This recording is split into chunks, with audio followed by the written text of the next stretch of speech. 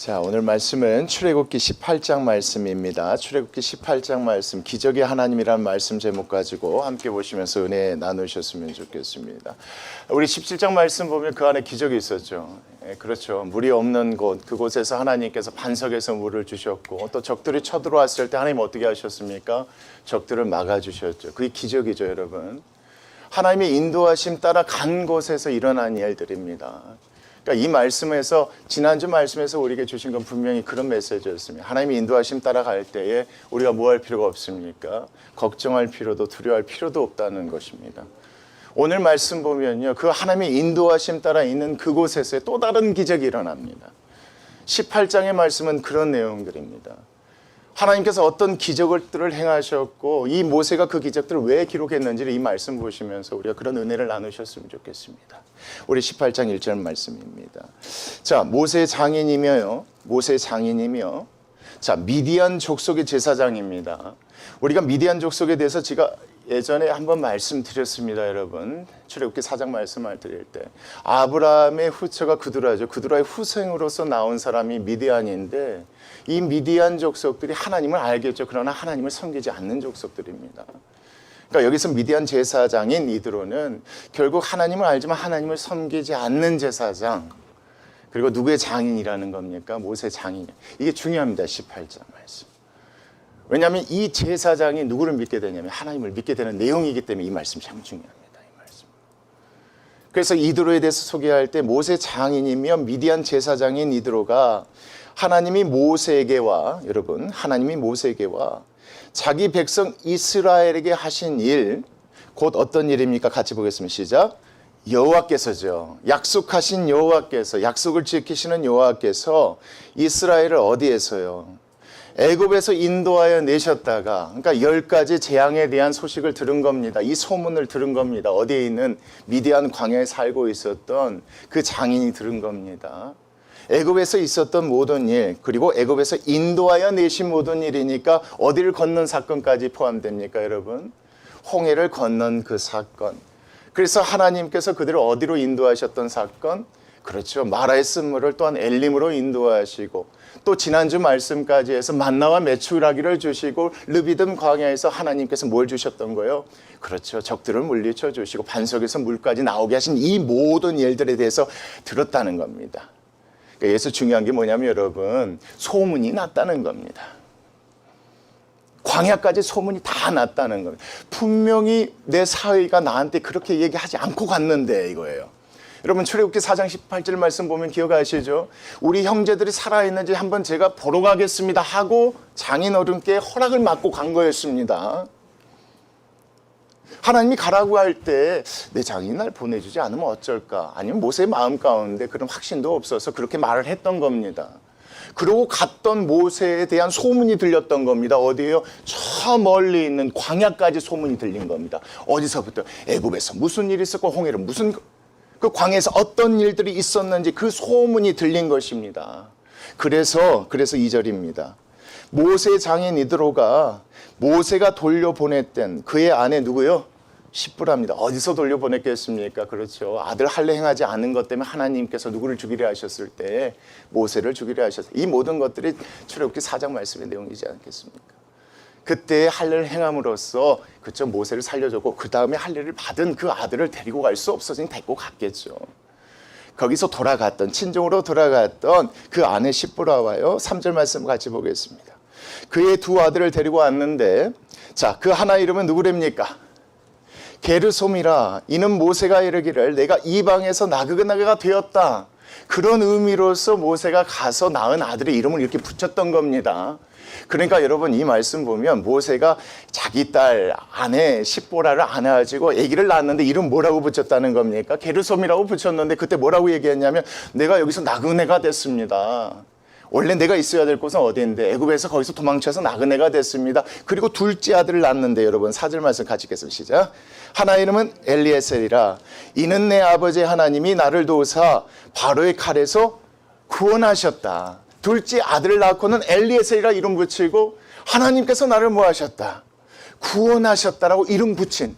그러니까 자기가 모세를 데리고 있었을 때 장인 입장에서요, 자기가 모세를 듣고 있을 때 그토록 들었던 그 하나님에 대한 소문을 듣고 온 겁니다, 여러분. 여기서 중요한 게 모세가 두 아들이 있고 두 아들의 이름의 뜻이 무엇인가가 중요한 것이 아니라 이 말씀 보니까 그렇죠. 하나님에 대해서 알았겠지만 구체적으로 이드로가 하나님에 대해서 알게 된 계기가 누구 때문에 그렇습니까? 모세 때문에 그래요. 언제요? 자식을 낳았을 때 이름을 붙였단 말이에요. 내가 나그네가 되었는데 그 가운데서 하나님께서 날 뭐 하셨다? 바로의 칼에서 구원해 주셨다. 그래서 게르솜과 엘리에셀이라는 이름을 붙였는데 그 하나님에 대한 소문이 어디 있을 때? 그렇죠. 미디안 광야에 있을 때 들렸던 겁니다. 그래서 그 가족들을 데리고 뭐 하는 겁니까? 이제 찾아오려는 말씀인 겁니다. 그래서 여러분 보겠습니다. 5절 말씀 같이 보겠습니다. 시작. 모세의 장인 이드로가 모세의 아들들과 그의 아내와 더불어 광야에 들어와 모세에게 이르니 곧 어디로 찾아왔다는 게 중요합니까? 모세가 하나님의 산에 진친 곳에 찾아왔다.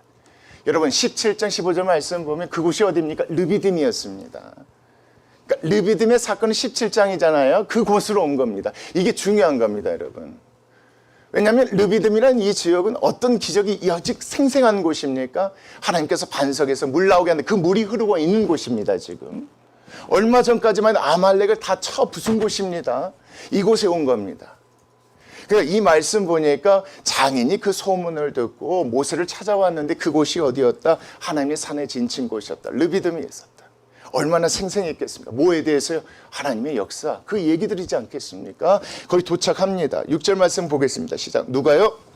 그입니다. 이드로가 데려왔던 종, 이렇게 보셔야 됩니다. 이드로가 보낸 종이 그가 모세에게 말을 전하되, 자, 너의 장인, 내 장인, 자, 이드로가 내 아내와 그와 함께한 그의 두 아들과 더불어 내게 왔습니다. 이렇게 소식을 전한 겁니다. 전했더니 7절 말씀 같이 읽겠습니다. 시작. 모세가 나가서 그의 장인을 맞아 절하고 그에게 입맞추고 그들이 서로 문안하고 함께 장막에 들어가는데 재밌는 것은 왜 아내가 안 반가웠겠습니까? 왜 두 아들이 안 보고 싶었겠습니까? 근데 이 말씀의 주인공이 누구니까 여러분? 그의 장인 이드로니까. 그래서 여기서 이드로를 맞아 절하고 그에게 입맞추고 이 얘기가 나오는 겁니다. 그러니까 이 말씀 보니까 소문을 들은 이드로가 그렇죠. 두 손자를 통해서 하나님에 대해서 들었던 이드로가 누구를 찾아온 겁니까? 모세를 찾아오게 된 것이고 그 모세가 그 이드로를 반갑게 맞는 말씀이 7절 말씀인 겁니다. 만났겠죠. 이런저런 얘기하지 않았겠습니까, 여러분? 시간이 얼마나 지났겠습니까? 10가지 재앙, 짧게는 6개월, 길면 1년 6개월 정도. 지금 몇 개월 지났으니까 거의 2년 동안 못 보니까 이런저런 말 얼마나 많이 했겠습니까? 그런데 성경은 뭘 기록하고 있습니까?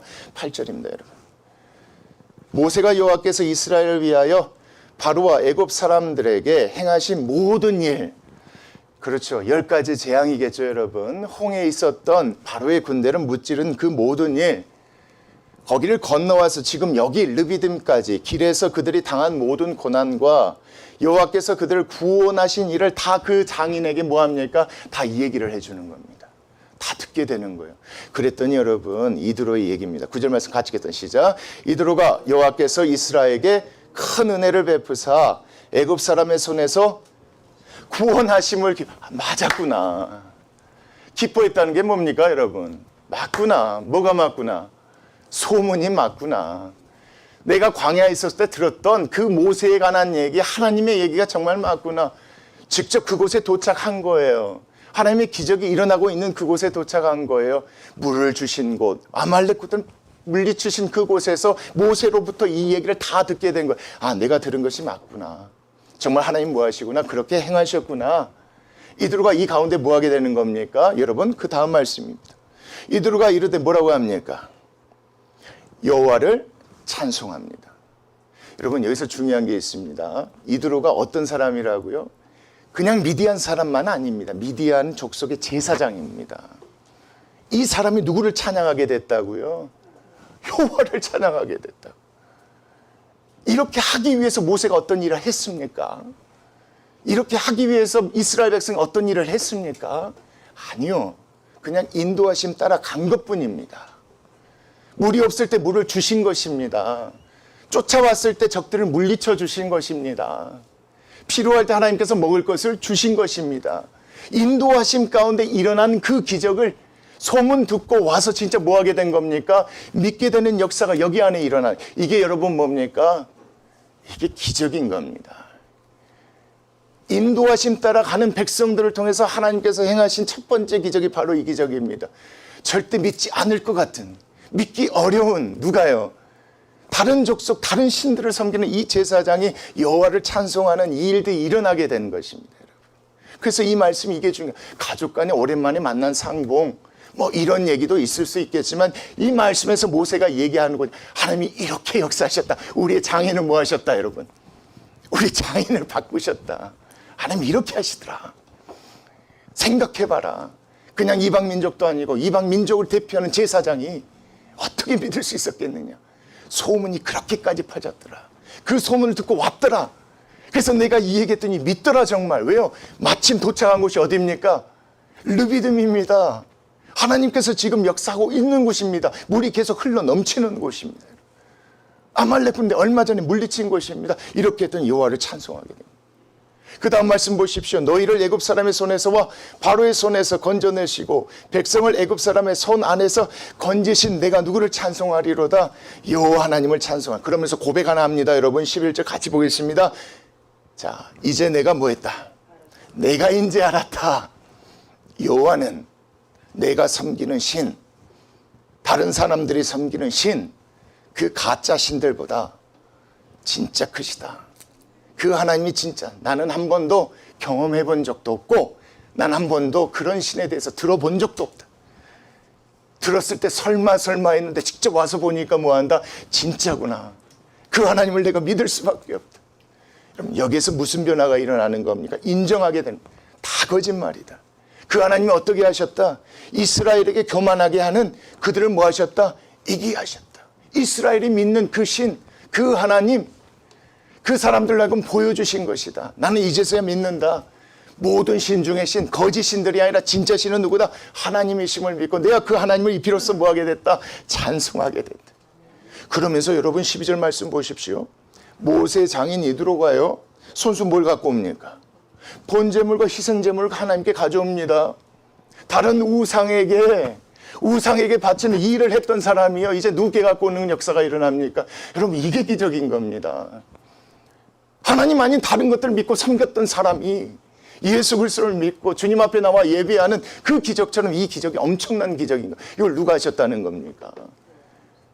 우리가 하나님의 인도하심 받고 나아갈 때 그 소문이 저기 끝까지 퍼지고 그 소문을 듣고 온 내 장인, 꿈쩍도 안 하는 장인, 하나님 믿지 않았던 장인, 그냥 나를 통하여서 내 아들 두 이름 지을 때 하나님 들었던 그 장인이 변화되는 이런 역사가 일어났다는 것을 모세가 얘기하고 싶은 겁니다. 다시 한번 보신 번제물과 희생제물을 하나님께 가져와서 뭐라고 합니까? 아론과 이스라엘 모든 장로가 옵니다. 다 초대했겠죠. 모세 장인과 함께 하나님 앞에서 뭐 합니까 여러분? 같이 먹는 제사입니다 여러분.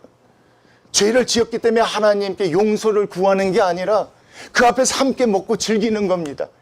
인정하는 사람만이 참여할 수 있는 겁니다. 하나님 누구시다? 우리의 유일한 신이시고 구원자시고 여호와이십니다. 이런 역사가 여러분 12절 말씀. 여러분 이 기적은요 누가 이룬 겁니까? 이스라엘 백성이 해야 될 건 뭐밖에 없습니까 여러분? 인도하심 따라 가는 것밖에 없습니다. 저는 하나님이 이런 기적이 이 교회에 일어났으면 좋겠다 그 마음이 생깁니다. 내가 했어요. 모세가 찾아가서 이랬어요. 이게 아니라 야 변화됐더라 이 소문이 나는 거예요. 누가 변화됐더라 이 소문 듣고 오는 거예요. 그 소문 들으면 진짜냐? 이래. 진짜구나. 하나님이 그렇게 하셨구나. 이 기적, 이 역사, 여러분 하나님의 인도하심 따라 가야 될 또 다른 이유가 이 말씀에 그래서 있는 겁니다. 하나님 이렇게 역사하십니다.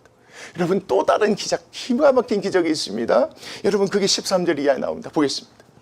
이튿날 모세가 백성을 재판하느라고 앉아 있습니다. 제사를 드린 다음이겠죠. 자, 백성은 아침부터 저녁까지 모세 곁에 서 있습니다. 이것을 보니까 좀 이상한 거예요. 누가요? 이드로가요. 왜 서 있지? 그래서 물어봅니다. 14절. 모세 장인이 모세가 백성에게 행하는 모든 일을 보고 이르되 물어봅니다. 내가 이 백성에게 행하는 일이 도대체 뭐 때문에 그러느냐. 너무 많은 사람들이 모여 있으니까 어찌하여 내가 홀로 앉아있고 수십 명, 수백 명, 수천 명의 사람들이 백성을 아침부터 저녁까지 내 곁에 서 있느냐. 이 상에서 이제 물어본 겁니다. 그랬더니 모세가 이렇게 대답합니다. 여러분 보겠습니다. 모세가 그의 장인에게 대답하되 백성이 하나님께 뭐 하려고 옵니다. 물으려고 내게로 옵니다. 자, 그 다음 말씀입니다. 그들이 일이 있으면 내게로 옵니다. 내가 그 양쪽을 재판하여 하나님의 율례와 법들을 알게 합니다. 여러분 이게 또 다른 기적인 거 아십니까? 백성들이 변한 겁니다. 만나를 받아 먹을 때만 해도 하나님이 정하신 율례와 법들을 지키지 않고 의심했던 사람들입니다. 아침부터 저녁까지 누구를 찾아온 겁니까? 모세를 찾아와서 하나님의 뜻을 묻고 있는 겁니다, 여러분. 그렇잖아요, 여러분. 아침부터 저녁까지 모세에게 와서 하나님께서 하나님 뭘 원하십니까? 이게 무슨 뜻입니까? 라고 묻기 위해서 아침부터 저녁까지 오는 거예요. 이 말씀 보니까 이건 또 다른 기적인 겁니다. 이스라엘 백성이 뭐 한 겁니까? 영적으로 성숙해 가는 겁니다. 하나님의 백성이 되어진 거예요. 믿지 않는 이방인의 제사장이 구원받는 역사도 기적이요. 믿는 이스라엘 백성이 영적으로 성장하는 것도 기적인 줄 믿습니다. 여러분 이걸 누가 하시는 겁니까? 여러분 그 얘기하려고 기록된 겁니다. 이스라엘 백성 가운데 왜 천부장, 백부장, 십부장이 세워져야만 했는지를 얘기하고자 하는 것인데 여기서 그 시작이 바로 이겁니다. 이스라엘 백성 마음 가운데 새로운 마음이 일어나기 시작했다. 하나님의 백성대로 살고 싶어하는 그 마음이 일어나게 됐다. 이게 여러분 영적 부흥이지 않습니까? 영적인 일들이 이 말씀 안에서 일어나는 겁니다. 그랬더니 이것을 보고요. 17절 말씀 보겠습니다. 모세 장인이 그에게 이르되 내가 하는 것이 뭐하지 못하도다. 옳지 못하다. 왜요? 경험이 있잖아요. 제사장이잖아요. 자기도 그거 하거든요. 사람들이 자기한테 물어보지 않겠습니까? 미디안 족속들은 미디안 제사장에 찾아가서 물어보겠죠. 나 이거 아니다. 이건 잘못된 것이다. 그러면서 18절입니다. 너와 함께한 이 백성이 이 백성도 이렇게 보셔야 됩니다. 너도 이 백성도 함께 이렇게 있다가는 필경 기력이 뭐 할 것이다. 서로 지칠 것이다. 힘들 것이다. 이 일이 내게 너무 중요한 것이지만 내가 혼자 할 수 없는 일이니까 19절 말씀 보십시오. 이렇게 했으면 좋겠다라고 이드로가 얘기하는데 여기서 우리가 놓치지 말아야 될 단어가 있습니다. 하나님, 하나님, 하나님입니다. 그러니까 이거는 이드로가 경험에서 나온 조언이라고도 볼 수 있겠지만 누가 허락하시면 누구의 뜻이라면 그러니까 결국 이들의 조언대로 한 것이 누구께 되는 것입니까? 하나님께서 허락해 주셔서 되는 것이는 겁니다. 그래서 여러분 19절 말씀 다시 보겠습니다. 이제 내 말을 한번 들어봐라. 내가 내게 한 가지 방법을 가르쳐 주겠다. 자, 하나님이 너와 함께 뭐 할 것이다? 계실 것이다. 너는 하나님 앞에서 누구를 위해서? 그 백성, 너와 함께 있는 이스라엘 백성을 위하여 그 갖고 온 사건들을 하나님께 뭐 해라? 가져가라. 하나님께서 함께 하실 것이니까 백성들이 갖고 온 사건들을 하나님께 가져가라. 하나님 앞에서 그 백성을 위하여서 자, 그들에게 무엇을 가르쳐라? 율례와 법도를 가르쳐서 마땅히 갈 길입니다. 어떻게 해야 되는지 그 인도하심이지 않습니까? 삶의 인도하심을 얘기하는 겁니다. 마땅히 갈 길과 할 일을 그들에게 뭐 해줘라? 그렇게 보여줘라. 그러니까 네가 하지 말고 하나님께 여쭈어서 하나님께서 가르쳐준 대로 그렇게 전해주어라. 그러면서 21절입니다. 너는 또 온 백성 가운데에서 능력 있는 사람들, 곧 어떤 사람들입니까 여러분? 하나님을 두려워하는 사람들을 세워라. 하나님을 두려워하는 사람들, 또 어떤 사람들, 진실한 사람들, 불의한 이익을 미워하는 사람들, 돈 받고 판결을 굳게 하는 이런 사람들이 아니라 불의한 이익을 미워하는 자를 살펴서 백성 위에 세우라.